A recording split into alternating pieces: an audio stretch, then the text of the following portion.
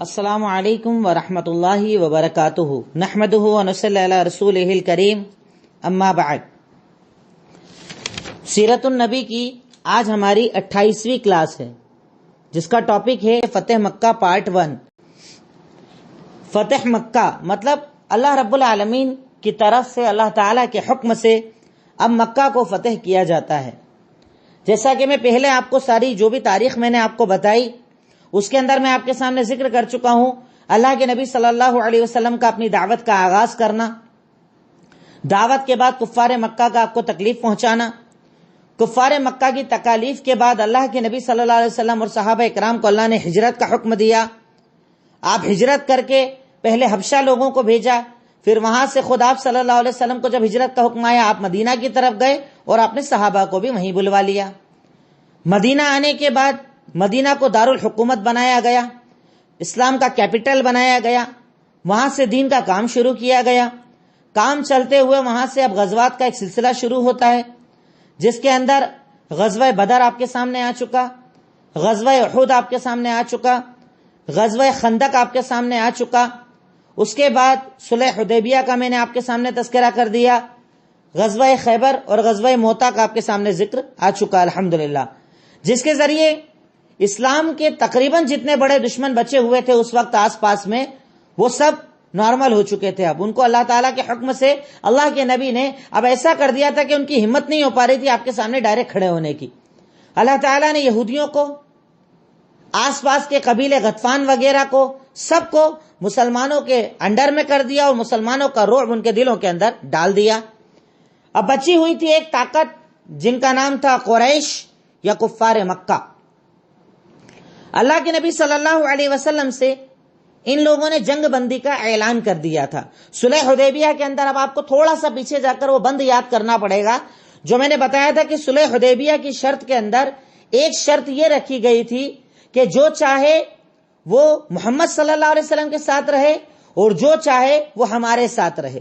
یہ شرط فتح مکہ کے اندر رکھی گئی تھی، جو جس کے ساتھ چاہے جا سکتا ہے، یعنی جو ان کے علاوہ جو بھی قبیلے ہیں، اب یہ دو لوگوں نے تو صلح کر لی ہے، اب اس کے علاوہ جو قبیلے ہیں جو چاہے ہمارے ساتھ جو چاہے ان کے ساتھ، اگر ساتھ ہو گئے تو اب کوئی کسی پر حملہ نہیں کر پائے گا۔ یعنی ایسا نہیں ہے کہ صرف اللہ کے نبی اور قریش کے درمیان جنگ بند ہے، اب اگر کوئی اللہ کے نبی کے ساتھ ہو جائے گا اس سے بھی آپ جنگ نہیں کر سکتے ہو، اور کفار قریش کے ساتھ ہو جائے گا تو آپ اس سے بھی جنگ نہیں کر سکتے ہو۔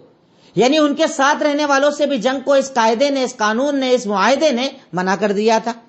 اب اس وقت میں جب یہ قانون بنایا گیا، جب یہ معاہدہ کیا گیا، تو اللہ کے نبی صلی اللہ علیہ وسلم کے ساتھ جو قبیلہ آیا تھا اس کا نام تھا خزاعہ۔ خزاعہ نام کا قبیلہ اللہ کے نبی صلی اللہ علیہ وسلم کے ساتھ آ گیا تھا کہ ہم آپ کے ساتھ ہیں، ہم آپ کے ساتھ آپ کے انڈر میں رہیں گے۔ ایک قبیلہ تھا بنو بکر، بنو بکر نے کہا کہ ہم تو قریش کے ساتھ رہیں گے، تو خزاعہ آ گئے اللہ کے نبی کے ساتھ اور بنو بکر آ گئے قریش کے ساتھ، اس شرط کے مطابق جو میں نے آپ کو پہلے بتائی نا، جو شرط بتائی تھی اس شرط کے مطابق اب ان لوگوں نے کہا، خزاعہ والوں نے کہ ہم تو اللہ کے نبی صلی اللہ علیہ وسلم کے ساتھ رہیں گے، کہا ٹھیک ہے۔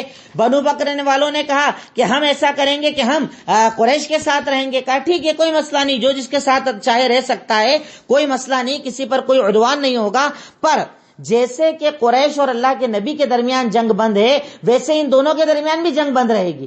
اب اگر ان پر جنگ کی جائے گی تو مانا جائے گا کہ آپ نے اللہ کے نبی سے جنگ کی، یعنی اگر قریش خزاعہ پر حملہ کریں گے تو مانا جائے گا اللہ کے نبی سے جنگ کی، اور اگر اللہ کے نبی بنو بکر پر حملہ کریں گے تو یہ مانا جائے گا کہ آپ نے قریش سے جنگ کی۔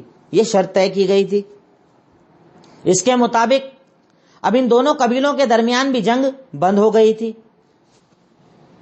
اب معاملہ یہ ہوتا ہے کہ خزاعہ اور بنو بکر آپس میں بہت ٹائم سے دشمن چلے آ رہے تھے، ان کے درمیان بہت گہری دشمنی تھی۔ دونوں قبیلے شروع سے جنگ میں تھے اور ان لوگوں کے اندر جنگیں چلا کرتی تھی، کوئی ان کو مار دیتا، کوئی ان کو مار دیتا، یعنی آپس میں جنگیں ریگولر چلا کرتی تھی۔ اب یہ دشمنی تو کہیں نہ کہیں باقی تھی، وہ ختم نہیں ہوئی تھی۔ اب معاملہ یہ ہوتا ہے کہ بنو بکر یہ ارادہ کرتے ہیں کہ ہم خزاعہ سے اپنا پرانا بدلہ لیں گے، ہم خاموش نہیں بیٹھیں گے، خزاعہ والوں سے اپنا پرانا بدلہ لیں گے۔ یہ بدلہ لینے کے لیے بنو بکر کا ایک آدمی جس کا نام تھا نوفل بن معاویہ، نوفل بن معاویہ، فا پر زبر آئے گا، نوفل بن معاویہ نام کا ایک آدمی بنو بکر کے لوگوں کو اپنے ساتھ میں لیتا ہے اور شعبان سن 8 ہجری کے اندر خزاعہ پر رات میں حملہ کر دیتا ہے۔ آپ پس منظر کو سمجھیے گا نا، کیونکہ اگر یہ آپ کو بیک پورا یاد نہیں رہے گا تو فتح مکہ سمجھ میں نہیں آئے گی، نہیں تو اس لیے میں آپ کو پیچھے سے لے جا کر بتا رہا ہوں کہ فتح مکہ کی وجہ کیا بنی تھی، سبب کیا ہوا تھا اس جنگ کا۔ تو بنو بکر کا ایک آدمی تھا نوفل بن معاویہ، یہ خزاعہ پر سن 8 ہجری شعبان میں رات کو حملہ کر دیتا ہے۔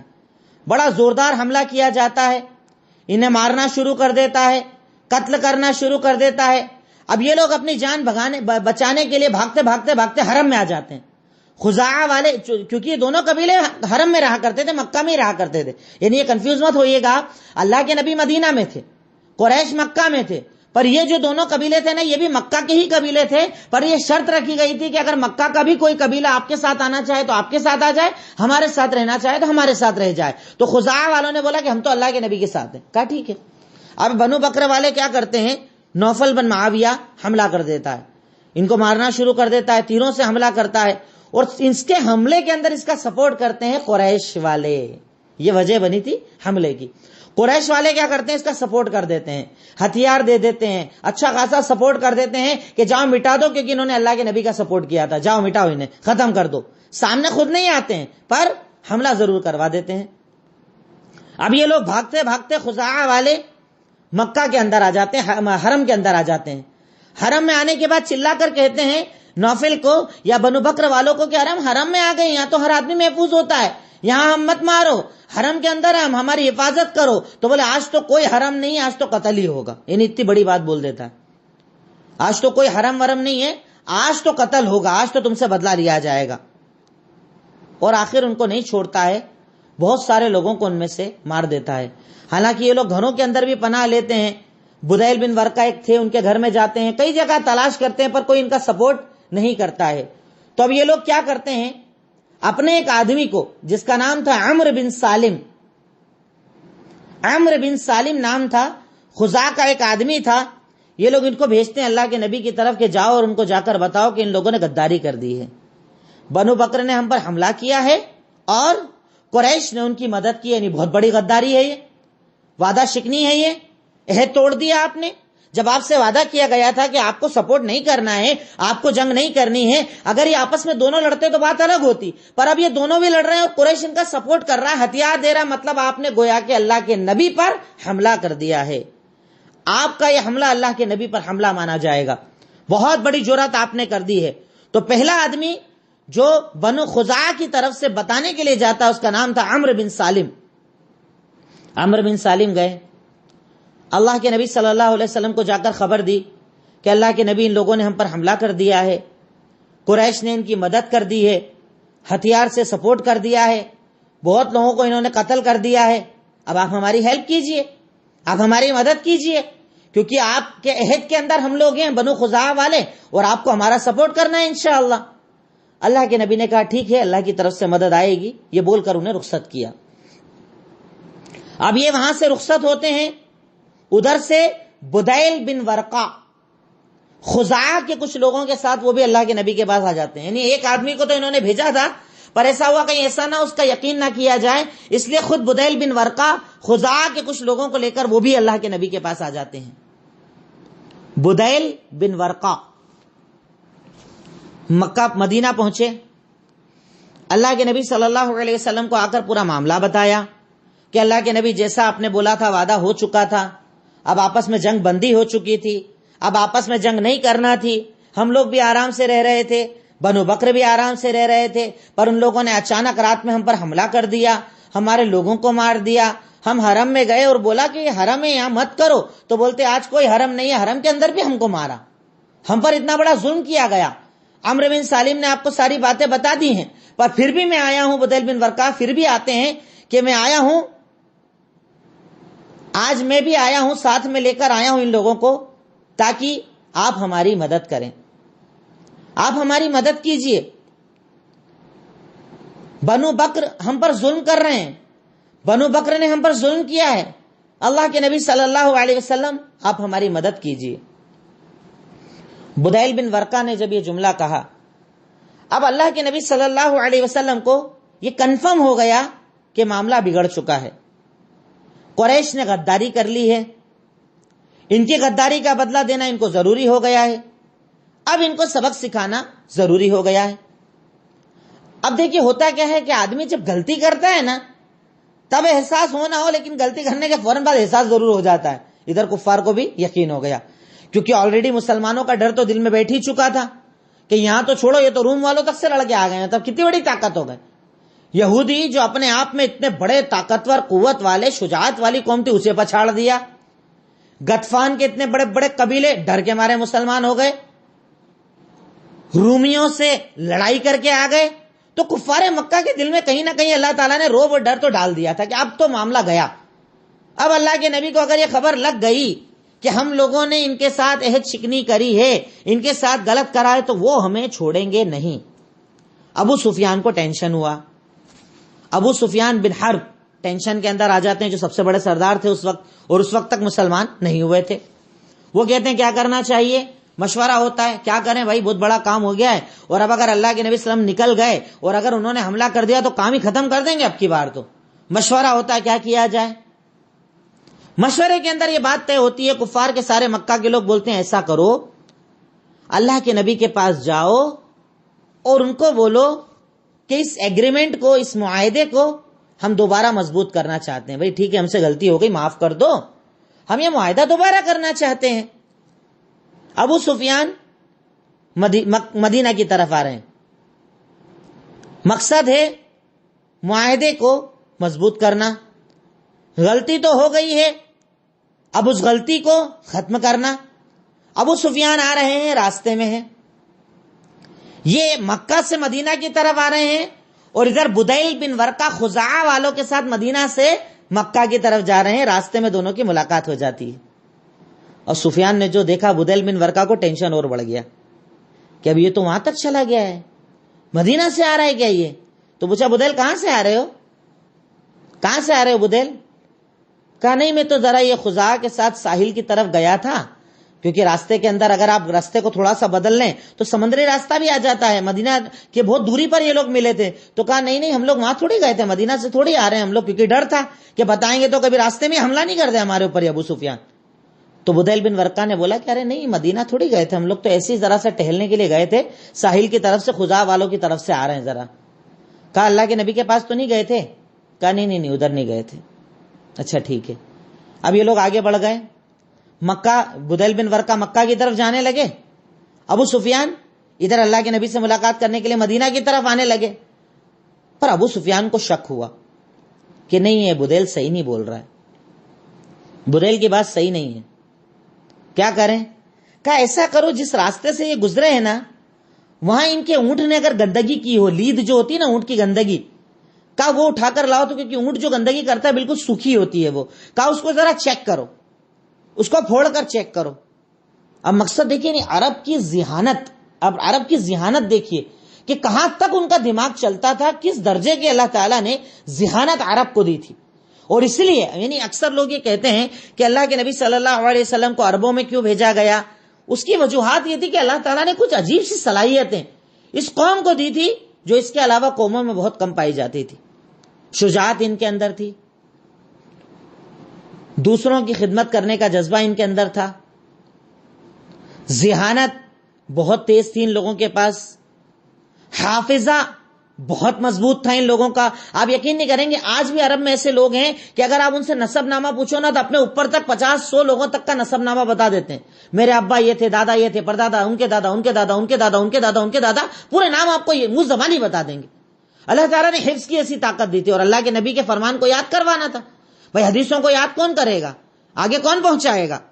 تو اس لیے اللہ کے نبی صلی اللہ علیہ وسلم کی بعثت کے لیے اللہ رب العالمین نے عرب کو چنا تھا۔ یہ چیز آپ کو پتا ہونا چاہیے۔ کبھی کوئی آپ سے سوال کر لے، کراس کوشچننگ کر لے، کوئی غیر مسلم بھی پوچھ لے کہ بھائی آپ کے نبی وہاں کیوں آئے، انڈیا میں کیوں نہیں آئے تھے، تو آپ کو بتانا آنا چاہیے کہ اللہ تعالیٰ نے اس قوم کو جو خاصیتیں دی تھی نا، اس خاصیتوں کی ضرورت آگے تھی، اس خاصیتوں کی ضرورت آگے والوں کو بھی تھی۔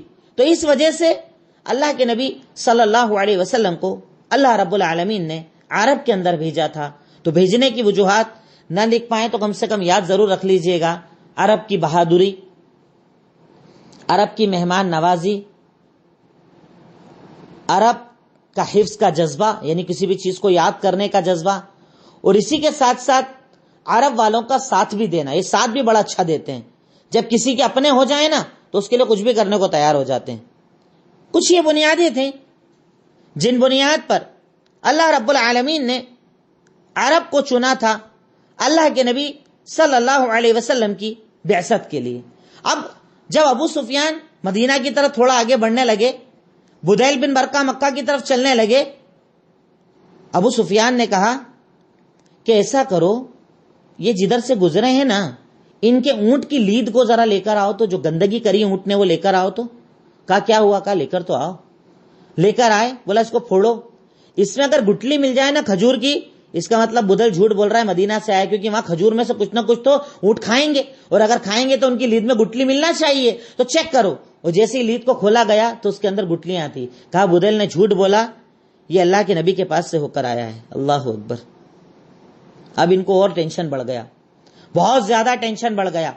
ابھی اللہ کے نبی کے پاس جا چکا ہے، مطلب شکایت پہنچ چکی ہے، اب جھوٹ نہیں چلے گا، 60 ڈیٹیل پہنچ چکی ہے. اب ابو سفیان کا ٹینشن بہت زیادہ بڑھ گیا. اس سے آپ کو یہ بھی اندازہ ہوگا کہ کفار مکہ جو ابھی تک اتنی جرات سے اللہ کے نبی سے لڑ رہے تھے، غزوہ احد کروا لو، غزوہ بدر کروا لو، خندق کے لیے جمع ہو کر آ گئے، اب ان کی ہمت دیکھیں کتنی ٹوٹ چکی تھی.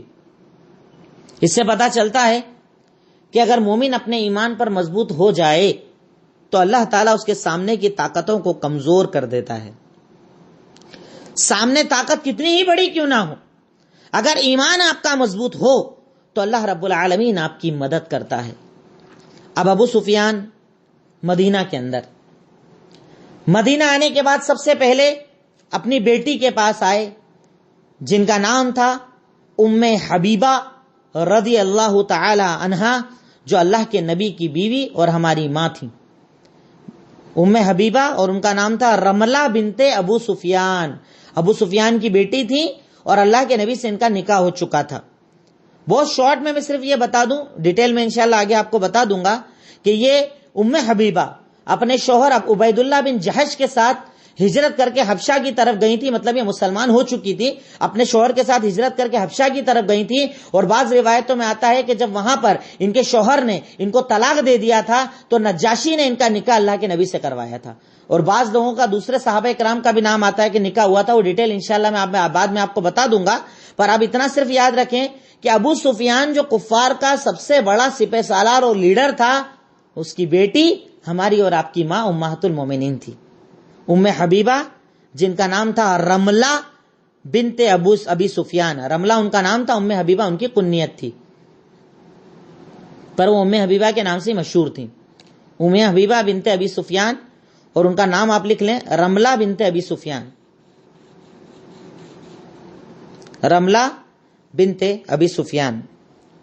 دیکھیں ہمارے یہاں لوگ نام ڈھونڈتے ہیں نا، بولے نام چاہیے نام چاہیے، عالم صاحب کو بولیں گے نام چاہیے، پر نیٹ پر خود ہی ڈھونڈ کے بیٹھے رہتے ہیں، اور اٹھ پٹانگ کچھ تو بھی جو نام اچھا لگے. اور انٹرنیٹ پر تو کھولیے تو Islamic baby names 90% website تو یہودی چلا رہے ہیں. بہت مزہ آتا ہے وہاں سے نام ڈھونڈ کر رکھنا. اللہ کے نبی کی بیویوں کے نام بتاؤ، صحابیات کے نام بتاؤ، امہات المومنین کے نام بتاؤ، تو ان کو پسند نہیں آتے. ان کو نام چاہیے ہٹکے کے چکر میں یہودیوں کے نام چلیں گے، دشمنوں کے نام چلیں گے، غلط میننگ چلیں گے، پر نام ہٹکے ہونا چاہیے. اب یہ نام دیکھیے امہات المومنین کے کتنے پیارے پیارے نام تھے، رملہ بنت ابی سفیان. اب کیا ہوتا ہے دیکھیے، اب یہاں پر ایک چیز آپ غور کرنا کہ ابو سفیان کے دل میں ڈر اتنا زیادہ بیٹھ چکا تھا کہ وہ ڈائریکٹ اللہ کے نبی کے پاس نہیں گیا، پہلے وسیلہ تلاش کر رہا ہے. یعنی کسی کو ایسے کو لے جاؤں، ایسے سورس کو لے جاؤں کہ جس کی بات اللہ کے نبی ٹالیں گے ہی نہیں. مضبوط چاہیے سورس. کہاں گئے سب سے پہلے؟ اپنے بیٹی کے گھر. اب باپ کو کیا لگا کہ بیٹی کے دل میں تو وہی والی محبت ہوگی، ایمان سے کیا فرق پڑتا ہے، اسلام سے کیا فرق پڑتا ہے. تو ابو سفیان مدینہ میں انٹری، سب سے پہلے گئے اپنی بیٹی ام حبیبہ کے پاس، ام حبیبہ رملہ کے پاس. وہ جیسے ہی گھر کے اندر گئے اور بستر پر بیٹھنے لگے، ام حبیبہ نے بستر کھینچ لیا، بستر ہٹا دیا نیچے سے. ابو سفیان چونک گئے، بیٹی بستر ہٹا دیا؟ میں بستر کے لائق نہیں یا بستر میرے لائق نہیں. ان کو کیا یقین تھا کہ شاید بستر میرے حساب کا نہیں ہوگا, کچھ اچھا بچھائے گی مجھے بٹھانے کے لیے. اب غربت کا تو دور تھا, کوئی بہت زیادہ پیسہ تو تھا نہیں. ام حبیبہ نے بستر کھینچ دیا. تو باپ کیا پوچھ رہے ہیں, ابو سفیان کیا پوچھ رہے ہیں, بیٹی میں بستر کے لائق نہیں یا بستر میرے لائق نہیں؟ کہا تو بستر کے لائق نہیں کیونکہ تو مشرک نجس ہے اور یہ اللہ کے نبی کا بستر ہے. اللہ اکبر, یہ اللہ کے نبی کا بستر ہے اور تو اس بستر کے لائق نہیں, اس لیے میں نے بستر کو تیرے نیچے سے ہٹا دیا. ابو سفیان نے جیسے یہ معاملہ دیکھا بولا جب تک میرے پاس تھی بہت اچھی تھی, میرے بعد تو پوری برباد ہو گئی. میرے پاس تو بہت اچھی تھی اور میرے پاس سے جب تو ہٹی ہے نا اب تو پوری برباد ہو گئی ہے, خراب ہو گئی ہے, اب تو کسی کام کی نہیں بچی. یعنی وہاں سے امید ٹوٹ گئی کہ جو بیٹی مجھے اللہ کے نبی کے بستر پر نہیں بیٹھنے دے رہی ہے وہ میرے لیے بات کرے گی, کبھی بھی نہیں کرے گی. یہ صحابہ کرام کی اللہ کے نبی سے محبت تھی کہ ان کے لیے اپنے خون سے زیادہ اللہ کے نبی صلی اللہ علیہ وسلم کی محبت تھی. اور آج ہمارے یہاں اولاد کے لیے جھوٹ, ماں باپ کے لیے جھوٹ, حرام 2 نمبر کی کمائی, حرام بزنس, حرام کھانا, ہر چیز کر لیتے ہیں لوگ. اس لیے میرے بچوں کی تمنا, میرے گھر والوں کی تمنا, اور وہاں سگا باپ سامنے کھڑا ہے پر اللہ کے نبی کی محبت سے زیادہ وہ باپ نہیں ہے. اس لیے صحابہ کو صحابہ بولا جاتا ہے, اس لیے آپ کی بیویوں کو امہات المومنین کو امہات المومنین کہا جاتا ہے, اس لیے ان کو اتنی عزت دی جاتی ہے کیونکہ ان کا یہ کردار تھا. اب جب وہاں سے نا امید ہو گئے, اب چلے اللہ کے نبی صلی اللہ علیہ وسلم کے پاس. چلو ڈائریکٹ وہیں بات کی جائے, ان سے ہی بات کرتے ہیں, وہاں شاید کوئی معاملہ حل ہو جائے. پہنچے اللہ کے نبی صلی اللہ علیہ وسلم کے پاس, بات چیت کی کہ بھائی غلطی ہو گئی ہے, ہم مانتے ہیں اس غلطی کو, اب ہم یہ بول رہے ہیں کہ معاہدے کو ذرا ایک بار اور اچھے سے مضبوط کر لیتے ہیں, اب ایسی غلطی دوبارہ نہیں ہوگی, ذرا معاف کر دو. اللہ کے نبی صلی اللہ علیہ وسلم نے کوئی جواب نہیں دیا. نا امید ہو گئے وہاں سے بھی, اللہ کے نبی کوئی جواب نہیں دے رہے ہیں. اب کون ہے ان کے بعد سب سے بڑا کہ جن کی بات قبول کی جائے؟ کہا چلو اس کے پاس چلتے ہیں جس کی بات یہ بہت زیادہ سنتے ہیں. کون؟ ابو بکر صدیق رضی اللہ تعالی عنہ. ان کے پاس گئے, کہا بات کر لو اللہ کے نبی سے, سمجھا دو ذرا ان کو, پریشانی ہے ہمارے اوپر, پتہ نہیں کیا ہوگا, جنگ ہوگی تو ہم کو نہیں سمجھا, غلطی ہو گئی, ہم سے معاف کر دیجئے. ابو بکر صدیق نے کہا کہ اگر اللہ کے نبی نے جواب نہیں دیا تو میں کوئی نہیں ہوں جو ان کے سامنے بات کروں.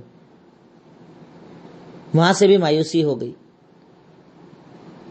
پھر چلے عمر ابن خطاب کے پاس.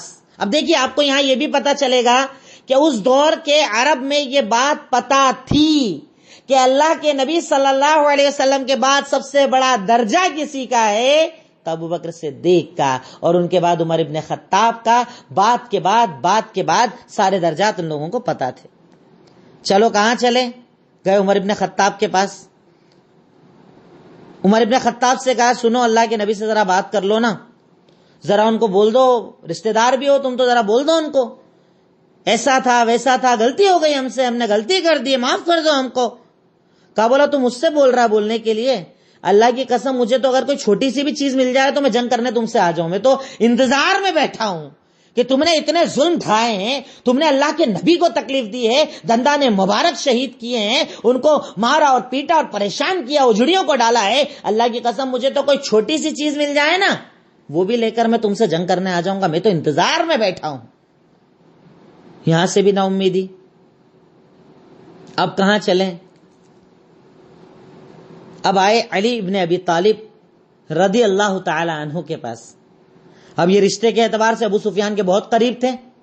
کہا چلو انہی کے پاس چلا جائے, انہی سے بات کی جائے, سب سے قریب تو یہی ہے میرا. گئے علی ابن ابی طالب کے پاس اور کہتے ہیں جب میں گیا تو فاطمہ وہاں پر موجود تھی, فاطمہ رضی اللہ تعالی عنہ, اور حسن کھیل رہے تھے.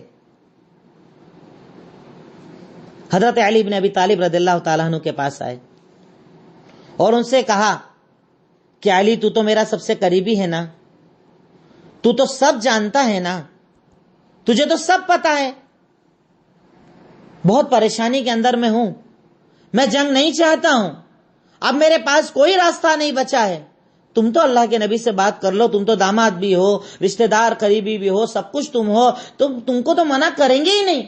تم بات کر لو نا. علی بن ابی طالب نے کہا کہ میں بھی بات نہیں کر سکتا. ارے بولے سنو, تم نہیں سن رہے, ام حبیبہ نے نہیں سنا, اللہ کے نبی نے نہیں سنا, ابو بکر نے نہیں سنا, عمر نے نہیں سنا, تم بھی مت منع کر دو گے, سن لو نا میری بات. حضرت علی نے کہا کہ میں بھی اللہ کے نبی کے احکامات کے سامنے بول نہیں سکتا. اگر انہوں نے کوئی ارادہ کر لیا ہے نا تو اب کسی کی طاقت نہیں ہے بولنے کی, اب کوئی نہیں بولے گا. یہ فاطمہ کو دیکھ کر بولتے ہیں کہ فاطمہ تم کچھ کر دو, تم بول دو. بولے نہیں میں بھی نہیں بول سکتی.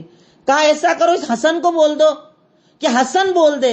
حسن سے تو بہت محبت کرتے ہیں نا, چھوٹا بچہ ہے, جبکہ دیکھو یعنی ان کے ڈر کا کیا عالم ہو چکا تھا کہ بچے کے لیے بول رہے ہیں کہ حسن کو بول دو نا کہ یہ بول دے, یہ اچھا ایسا کرو اس کو یہ بول دو کہ یہ پناہ دے دے, یہ بول دے کہ ابو سفیان کو میں نے پناہ دے دی, اتنا ہی بول دے تو چلے گا. کہا یہ بچہ ہے, کسی کو پناہ تھوڑی دے سکتا ہے, کیا بولے گا یہ. اب اندھیرا چھا گیا آنکھوں کے آگے, ٹینشن ہو گیا بہت زیادہ, کیا کروں گا اب, کیا ہوگا اب. علی بن ابی طالب سے بولا اچھا چل ٹھیک ہے, تم میرے لیے بات تو نہیں کر رہے ہو پر کوئی مشورہ تو دے دو, کیا کروں بتا تو دو مجھے, کیا کرنا چاہیے مجھے, کیا کروں میں. اچھا ایسا کروں کیا میں کہ میں کھڑا ہو کر مدینہ میں یہ اعلان کر دوں کہ مجھے امن دے دو اور میں جنگ نہیں چاہتا ہوں, مطلب مجھے امن دے دو تم لوگ, ایسا بول دوں کیا. کہا دیکھ ایسا تو بول دے گا وہ تیری مرضی ہے, پر میں نہیں جانتا کہ اللہ کے نبی تجھے پناہ دیں گے کہ نہیں دیں گے, میں نہیں جانتا. تو بولے گا وہ سنیں گے کہ نہیں سنیں گے یہ میں نہیں جانتا. پھر بھی ابو سفیان مسجد کے اندر جاتے ہیں اور جا کر وہاں اعلان کرتے ہیں کہ میں نے لوگوں کے درمیان پناہ لے لی, مطلب میں امن کے اندر, مجھے امن دے دو اور معاملے کو ختم کر دو. کسی نے کوئی جواب نہیں دیا. وہاں سے آخر ان کو لوٹنا پڑا, وہاں سے بھی لوٹ گئے. اب جیسے ہی مکہ میں لوٹے, مکہ والوں نے بولا کیا ہوا, وہاں تو انتظار میں بیٹھے ہوئے تھے نا بھائی, کیا ہوا, ٹینشن تو بھرا پڑا ہے, کام تو بہت بڑا کر لیا ہے, اب اس ٹائم تو سوچا نہیں, کر دیا جتنا نقصان کرنا تھا, اب اس کے بعد اب ٹینشن ہو رہا ہے بہت زیادہ. کیا ہوا جلدی بتاؤ, کیا کر کے آئے تم وہاں پر.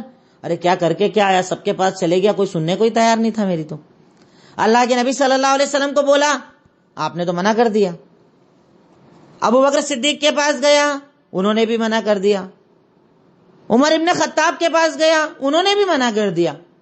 علی نے بھی منع کر دیا, فاطمہ نے بھی منع کر دیا. میں نے تو بس جا کے, مجھے تو کچھ سمجھ میں نہیں آیا, میں تو مسجد میں کھڑا ہو کر بول کر آ گیا ہوں کہ مجھے پناہ دے دو, ہم نے تو امن لے لیا, ہمیں پناہ دے دو.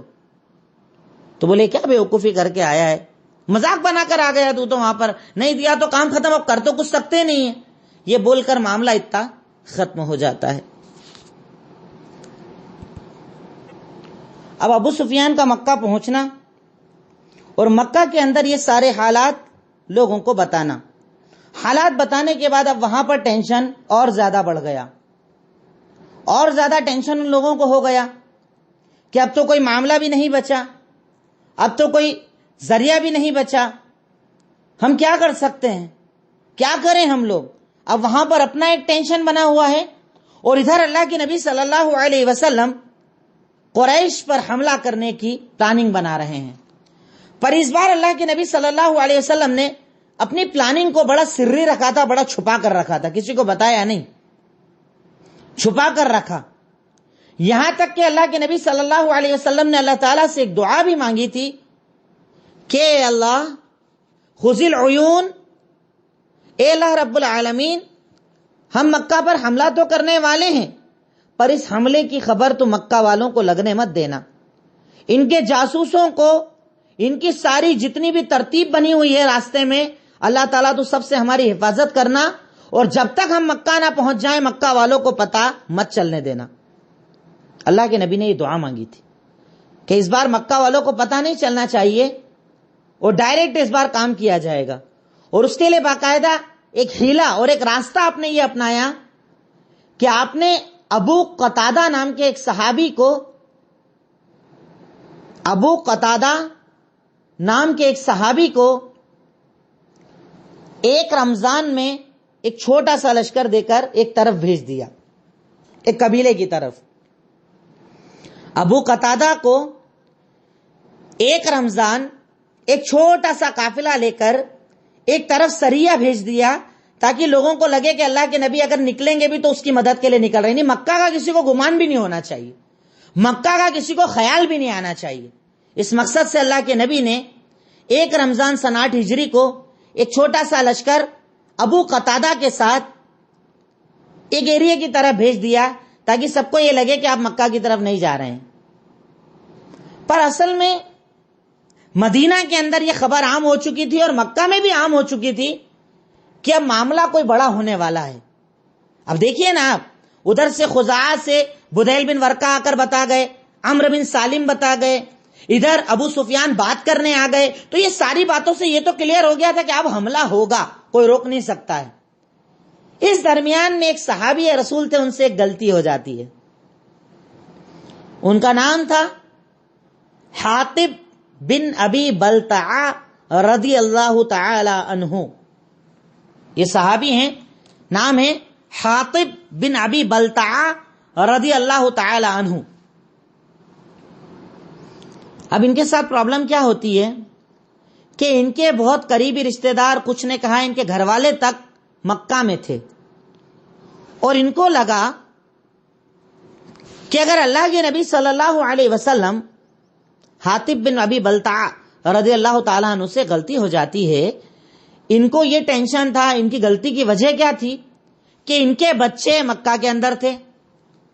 ان کو یہ ڈر لگا کہ اگر اللہ کے نبی نے مکہ پر حملہ کیا اور کفار جیت تو پائیں گے نہیں, تو کہیں غصے میں میرے گھر والوں کو نہ مار ڈالے.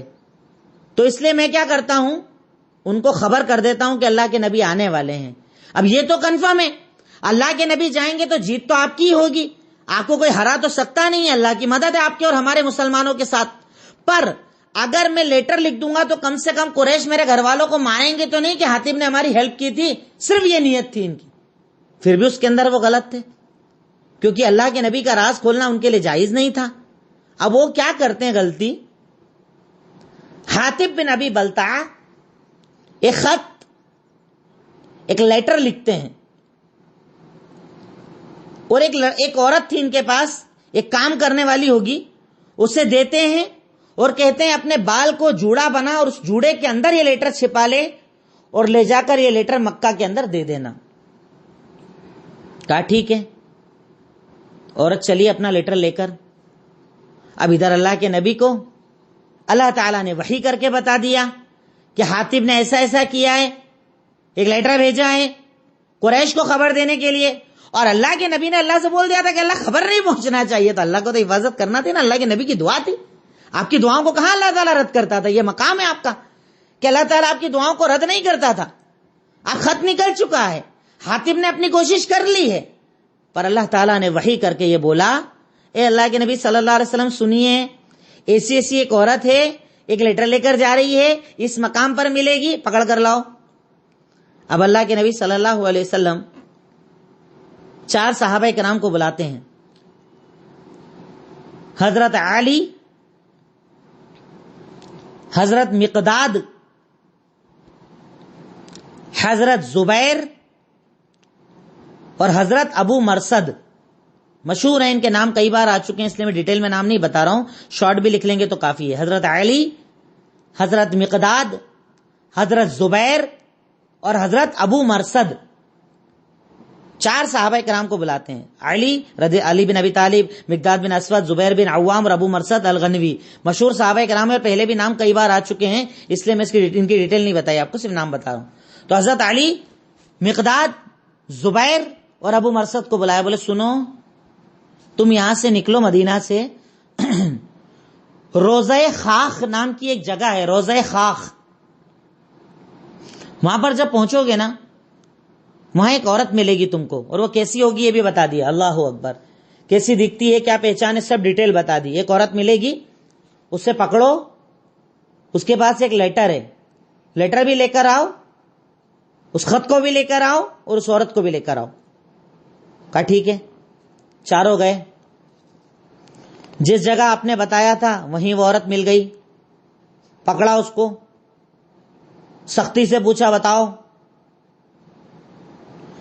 جس سواری پر جا رہی تھی, سواری کے سارے سامان کو کھول کر دیکھ دیا, سواری پر جتنا سامان کجاوا جو بھی رکھا تھا سب کھول کر چیک کر لیا. وہ عورت بتانے کو ہی تیار نہیں، نہیں ایسا نہیں ہے، کچھ نہیں ہے میرے پاس، میں تو جا رہی ہوں، کچھ بھی نہیں میرے پاس. کہا نہیں ہے تیرے پاس. اللہ کے نبی نے بولا مطلب غلط نہیں ہے. اب سب کچھ چیکنگ ہو گئی، سب کچھ چیکنگ ہو گئی. اس کے بعد صحابہ کرام بھی ذرا کنفیوز ہو گئے کہ مطلب کچھ بھی تو ہے نہیں، اللہ کے نبی نے تو بولا ہے. تو حضرت علی بن ابی طالب بولتے ہیں کہ اللہ کی قسم اللہ کے نبی جھوٹ نہیں بولتے، انہوں نے بولا ہے مطلب ملے گا. اب یہ کیا بولتے ہیں عورت کو کہ سنو، کیونکہ عرب کے اندر خواتین کی یہ لوگ اب مسلمان ہو چکے تھے آلریڈی، بہت عزت کرتے تھے عورتوں کی.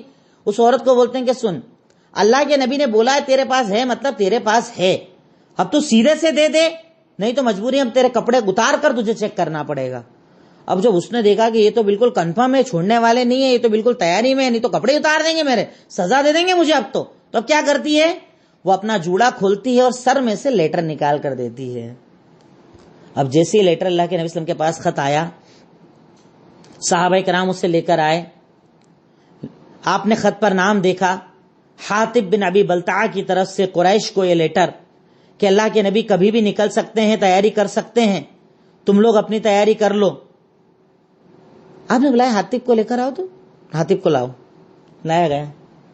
بڑا افسوس ہوا آپ کو کہ اپنا ساتھی کیا کر رہے ہیں. تو اللہ کے نبی صلی اللہ علیہ وسلم نے کہا کہ ما ہدا یا حاطب، کیا کر رہے ہیں حاطب، کیا کر رہے تھے، کیوں لیٹر بھیجا آپ نے. اب ایک چیز یہاں پر صرف رک کر آپ اور ہم سوچیں ذرا، اپنی زندگی کے بہت سارے مسئلے حل ہو جائیں گے انشاءاللہ. ہم لوگ اتنی تحقیق کریں گے کبھی کسی کی، ہاتھ میں ثبوت ہے میرے، اب تو میں چھوڑوں گا ہی نہیں، ثبوت ہے میرے پاس، اس بار تو چھوڑوں گا ہی نہیں، اس بار تو زمانے کو بتا دوں گا، دنیا کو بتا دوں گا، ایسا کروں گا ویسا کروں گا. اللہ کے نبی صلی اللہ علیہ وسلم کی یہ تعلیم نہیں تھی. آنکھوں سے دیکھے پر بھی تب تک بھروسہ نہیں کر رہے ہیں جب تک کہ سامنے والے سے بات چیت نہ کر لیں. اور یہاں تو آنکھوں سے دکھتا بھی نہیں، کانوں سے سنے پر ہی پورا بھروسہ ہو جاتا ہے نا. یہی نا ہماری زندگی، کانوں سے سننے پر تعلقات ٹوٹ جاتے ہیں، کانوں سے سننے پر بات چیت بند ہو جاتی ہے، کانوں سے سننے پر نفرتیں پیدا ہو جاتی ہے، کانوں سے سن کر تعلقات رشتہ داریاں توڑ دی جاتی ہے. اور یہاں تو آنکھوں دیکھ کر بھی بھروسہ نہیں کیا جا رہا ہے. آنکھوں دیکھا بھی غلط ہو سکتا ہے، میرا صحابی بہت اچھا ہے، میرا ساتھی بہت اچھا ہے، ایسا کیسے کرے گا وہ، نہیں ایسا نہیں کیا ہوگا، اپنے آپ کا انکار کر رہے ہیں اللہ کے نبی. دیکھیے اللہ کے نبی یہ عمل کر رہے ہیں تو ہمیں کتنا کرنا چاہیے، ہمیں کتنا سوچنا چاہیے بدگمانیوں کے پہلے، تعلقات توڑنے کے پہلے. اللہ کے نبی بولا حاطب کیا ہے یہ، کیا کیا ہے حاطب. تو کہا اللہ کے نبی پہلے میری بات سن لیجئے نا، اس کے بعد فیصلہ کرنا، جلدی مت کرو پلیز، جلدی نہیں ہونا، جلدی مت کیجئے، میری بات سن لیجئے، اس کے بعد آپ جو فیصلہ کرو گے مجھے منظور. کہا بولو. کہا کوئی بات نہیں ہے. دیکھیے پہلی چیز، مجھے اس بات کا یقین ہے کہ ہمیں کوئی ہرا نہیں سکتا، کیونکہ آپ ہمارے ساتھ اور اللہ کی مدد ہمارے ساتھ، اللہ ہمارے ساتھ، ہم حق پر ہیں، اللہ تعالیٰ ہمیں ذلیل اور رسوا نہیں کرے گا. مسئلہ صرف اتنا تھا کہ یہاں جتنے لوگ ہیں نا سب کے گھر والے ان کے پاس آ چکے ہیں، پر میرے گھر والے ابھی بھی مکہ کے اندر تھے، میرے بچے وہیں پر تھے. مجھے یہ لگا کہیں حملہ ہوگا تو وہ انہیں مار نہ ڈالیں، تکلیف نہ دے دیں، صرف اپنے بچوں کی محبت کے اندر میں نے یہ کام کر لیا. اللہ کے نبی مجھے معاف کر دیجئے. عمر ابن خطاب تو رہتے ہی تھے فارم میں بالکل غصے میں.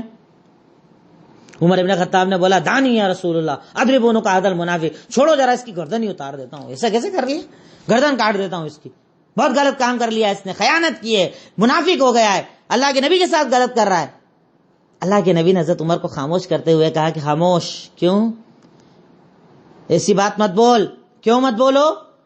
لعل اللہ اطلع علی اہل بدر فقال اعملوا ما شئتم فانی قد غفرت لکم. کیا ارشاد فرمایا کہ اے عمر اس انداز میں بات مت کرو، یہ بدر والے ہیں، اور بدر والوں کی فضیلت جانتے ہو کیا ہے. بدر والوں کو اللہ تعالیٰ نے یہ ارشاد فرما دیا ہے کہ اے بدر والوں، اب تم جب تک زندہ ہو چاہے جو کرو، اللہ نے تمہیں معاف کر دیا ہے. اللہ اکبر. یہ بدر والوں کی فضیلت ہے، غزوہ بدر میں شریک ہونے والوں کی فضیلت ہے کہ اللہ تعالیٰ نے کہہ دیا ہے کہ حاطب یہ بدر والا ہے، اور بدر والوں کے بارے میں تو اللہ نے بول دیا ہے کہ بدر والوں تمہیں جو کرنا ہے کرو، اللہ نے تمہیں معاف کر دیا. یہ اصحاب البدر کی فضیلت ہے، یہ ان کا مقام ہے. اب جیسی حدیث سنی تو عمر خاموش. اب کیا بولیں گے، حدیث کے آگے تھوڑی بولتے تھے وہ لوگ، حدیث کے بعد تو بات ختم ہو جاتی تھی نا، وہیں بات ختم، حدیث آ گئی بات ختم. ٹھیک ہے صاحب بات ختم ہو گئی، اب کیا کریں. اب ادھر اللہ کے نبی صلی اللہ علیہ وسلم باقاعدہ نکلنے کا پلان بناتے ہیں، صحابہ کرام کو ریڈی کیا جاتا ہے. تقریباً 10,000 کا لشکر 10,000 کا لشکر 10 رمضان سن 8 ہجری میں مدینہ سے مکہ کی طرف نکلتا ہے. 10 رمضان سن 8 ہجری 10,000 صحابہ کرام کو لے کر اللہ کے نبی صلی اللہ علیہ وسلم مکہ کی طرف نکلتے ہیں. اب آپ یہاں پر ایک چیز واپس جو میں نے پہلے آپ کو بتا چکا ہوں، آپ سوچ سکتے ہیں کہ صلح حدیبیہ بظاہر نظر آ رہی تھی کہ اس میں مسلمانوں کا نقصان ہوا تھا، پر فائدہ کتنا بڑا کہ پہلے صلح حدیبیہ کے وقت تعداد تھی کتنی، اور اب دیکھیے 10,000 کا لشکر لے کر نکل رہے ہیں. مطلب اس دور میں اللہ تعالیٰ نے کتنے لوگوں کو اسلام دے دیا تھا، کتنے لوگ اسلام میں داخل ہو گئے تھے. اب اللہ کے نبی صلی اللہ علیہ وسلم یہ لشکر لے کر مدینہ سے نکلے ہیں مکہ کی طرف. راستے میں ایک مقام آتا ہے جحفہ، وہاں پر آپ کے چاچا عباس بن عبد المطلب آتے ہیں اور کہتے ہیں کہ میں مسلمان ہو گیا اور پورے پریوار کے ساتھ مسلمان ہو گیا. پھر کچھ آگے بڑھتے ہیں ابوا کے مقام پر. جحفہ پہنچے، وہاں آپ کے چہیتے چچا عباس بن عبد المطلب مسلمان ہو کر آ گئے. اور آگے بڑھے تو وہاں جانے کے بعد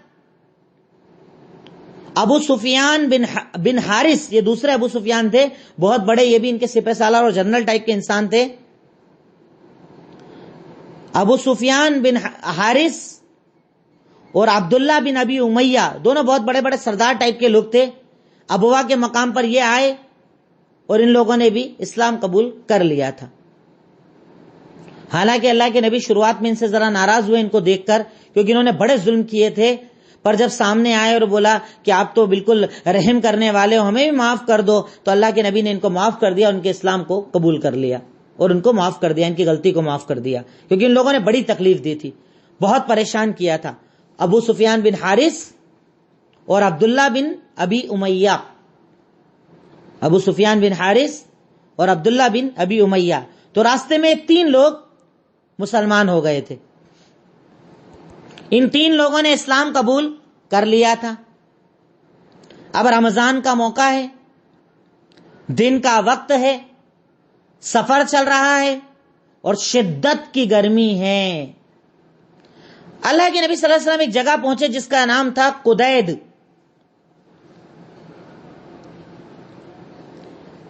قدید نام کی جب آپ جگہ پر پہنچے تو آپ کو یہ خبر دی گئی کہ صحابہ کرام روزے کے اندر ہیں اور روزہ انہیں بڑی تکلیف دے رہا ہے. کیونکہ آپ جانتے ہیں یہ تبھی حکم آیا تھا کہ سفر کے اندر آپ روزہ چھوڑ سکتے ہیں، سفر میں ہیں تو روزہ چھوڑ دیا جائے اور بعد میں اس کی قضا کی جائے. قدید کے مقام پر پہنچے اور یہ بتایا گیا کہ لوگ روزے سے ہیں، روزے میں تکلیف ہو رہی ہے بہت زیادہ.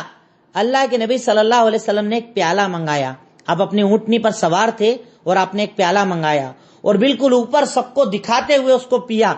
اب جب آپ کو روزہ توڑتے ہوئے دیکھا تو آپ نے حکم دیا کہ سب روزہ توڑ لیجئے، تکلیف ہے سفر کے اندر، روزہ توڑ لو.